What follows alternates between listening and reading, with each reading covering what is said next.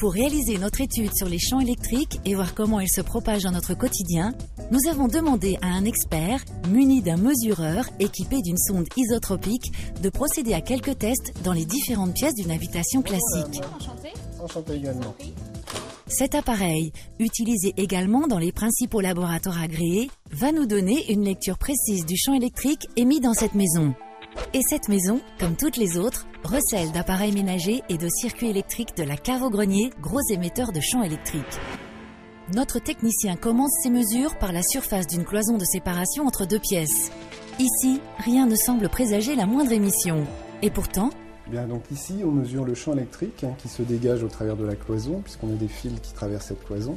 On obtient à peu près 600 volts par mètre, qui est une valeur relativement importante, puisqu'on ne devrait pas dépasser 10 volts par mètre. Et ça ne s'arrête pas là. Le long de ce mur, près de cette télévision et même près du lit de cette chambre d'enfant, notre expert constate chaque fois que les valeurs de champ électrique sont très élevées, alors que pour une zone de repos, il ne faudrait pas dépasser 5 volts par mètre. Dans cette salle de jeu, même le plancher révèle des résultats étonnants. On obtient à la surface du plancher des valeurs de l'ordre de 90 volts par mètre. Alors, quels sont les moyens pour se protéger de ces dangers invisibles qui nous guettent ? Nous sommes à Saint-Michel-sur-Orge, dans la société SMAC, spécialisée dans la distribution de matériaux en éco-construction. Ici, M. Baril réalise des mesures comparatives sur différentes maquettes représentant les cloisons d'une habitation classique dans lesquelles passent des fils d'alimentation électrique. Le test démontre la forte présence de champs électriques émis par les gaines classiques sur 3 types de revêtements courants. Donc nous allons commencer les mesures. Donc on voit différents matériaux donc sur ce plateau. Donc on a ici un parement bois, un placo-style et ensuite sur le troisième un fermacelle. Sur le premier plateau, on tombe donc à 240 volts par mètre. Sur le deuxième, donc on a une valeur qui est de 307 volts par mètre. Et sur le troisième, donc on a une valeur qui est de 311 volts par mètre. Notre technicien réalise à présent ce test dans les mêmes conditions en installant cette fois-ci un tout nouveau type de gaine, la gaine flex-arrêt. Et là, le résultat est spectaculaire. On trouve donc une valeur cette fois-ci qui est donc de 1,9 volts par mètre. On a cette fois-ci une valeur qui est donc de 2 volts par mètre.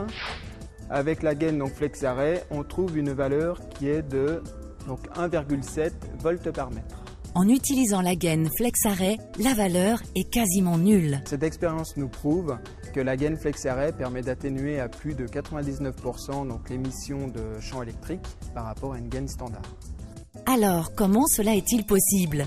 La réponse réside dans la fabrication de la gaine elle-même. Contrairement aux gaines classiques, la gaine flex-arrêt repose sur une technologie brevetée multicouche, dont l'une est électriquement conductrice qui empêche l'émission de champs électriques. Parce que ce sont bien les réseaux de fils électriques cachés derrière nos cloisons qui sont les émetteurs de ces champs électriques, ces tests nous démontrent la réelle efficacité de la gaine flex-arrêt sur leur atténuation dans notre environnement. Alors, la gaine flex-arrêt nous permettra-t-elle de dormir sur nos 2 oreilles à présent ?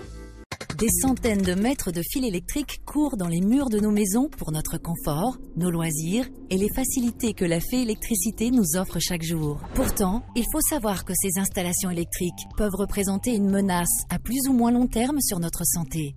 En effet, ce sont les champs électromagnétiques, ces ondes invisibles émises par l'électricité, qui sont pour de nombreux chercheurs, médecins et psychologues, cause de troubles neurovégétatifs, de perte du sommeil, d'angoisse, de stress.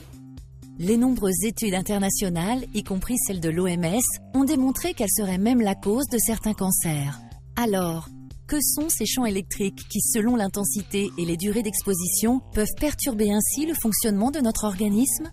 Dans nos habitations, il s'agit principalement de champs électriques de fréquence 50 Hz qui sont dangereux pour notre santé. Ils sont générés par les appareils domestiques, mais plus encore par les kilomètres de fils de nos installations électriques. Pour faire simple, un fil ou un appareil électrique rayonne dès qu'il est sous tension. Plus la tension est élevée et plus le rayonnement est intense. Par exemple, une ligne à très haute tension de 400 000 volts rayonne davantage qu'une ligne de moyenne tension à 200 000 volts. Plus on s'éloigne de la source de rayonnement et plus l'intensité du champ électrique diminue. Cette intensité est exprimée en volts par mètre. Pour mieux comprendre, le rayonnement d'une lampe de chevet allumée, c'est 60 volts par mètre à 5 cm et 5 volts par mètre à 70 cm. On considère qu'un champ électrique 50 Hz est polluant à partir de 10 volts par mètre. La norme suédoise TCO 03, dont le but est de sécuriser la santé des personnes, limite les champs électriques 50 Hz, soit la plupart des appareils électriques qui nous entourent, à une valeur de 10 volts par mètre. En France, les normes officielles de la Commission internationale de protection contre les rayonnements non ionisants limitent cette exposition à une valeur 500 fois plus élevée, soit 5000 volts par mètre. Alors, pouvons-nous imaginer des solutions pour rendre nos habitations plus saines sans renoncer à notre confort? Faut-il que les professionnels, tous les professionnels, s'unissent pour lutter contre les dangers liés à ces phénomènes? Et quelles sont les solutions pour nous protéger? Nous sommes devant la société Profil à Passel, en Picardie. Ici, les techniciens fabriquent et conçoivent des installations électriques préfabriquées, prêtes à poser sur les chantiers. Résultat pour le client, un gain de temps considérable et surtout une installation optimisée et moderne. Nous rejoignons Franck Papot, il est pieuvristes, il va tout nous dire sur cette gaine anti-rayonnement révolutionnaire. Alors nous avons fait le choix de la gaine FlexArray parce que nous avons une clientèle très attentive à la bioélectricité et surtout à l'éco-construction. La FlexArray était le seul produit, comme je disais, qui répond à la bioélectricité tout en ayant un aspect extérieur rigoureusement identique et surtout avec une facilité de mise en œuvre et de fabrication très intéressante pour nous. Et enfin, je dirais que la FlexArray est vraiment le seul produit pouvant retenir les champs électromagnétiques. Alors pour vérifier les applications dans notre atelier en câblage, je vous invite à aller voir notre atelier de câblage et la mise en œuvre.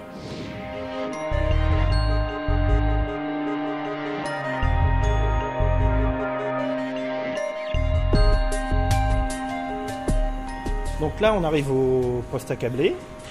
Grégory est en train de câbler une pieuvre électrique. Voilà donc une boîte de pieuvre électrique. Elle a la particularité d'être faradisée et étanche à l'air. On en retrouve 5-6 dans une maison.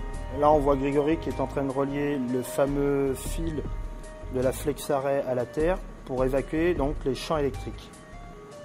Cet ensemble de boîtes va être soigneusement conditionné et partir sur chantier chez nos clients. Nous sommes ici sur les chantiers, je vais relier les gaines FlexArray pré-câblées au tableau électrique. La mise en œuvre est rapide et facile par rapport à une gaine classique, mis à part de relier à la terre le fil semi-conducteur. Le fil semi-conducteur, en touchant à l'intérieur de la gaine FlexArray, permet d'évacuer le rayonnement. Je vais le relier à la barrette de terre.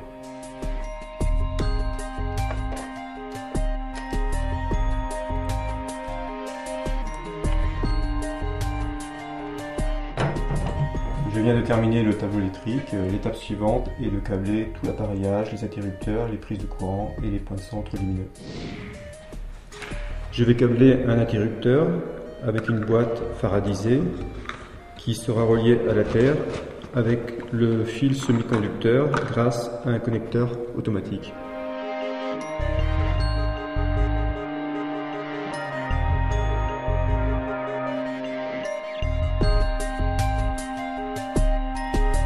Un point important, c'est de relier le fil semi-conducteur de chaque ligne à son extrémité à la terre.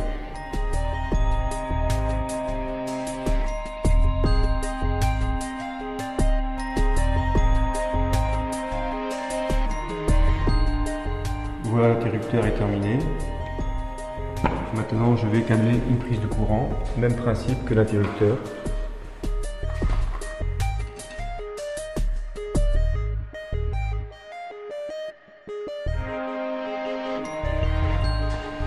Je vais installer un point de centre lumineux, même principe que la prise de courant et l'interrupteur. Il s'agit de relier à la terre le fil semi-conducteur, le fil de terre de l'installation et le fil de terre de la boîte faradisée.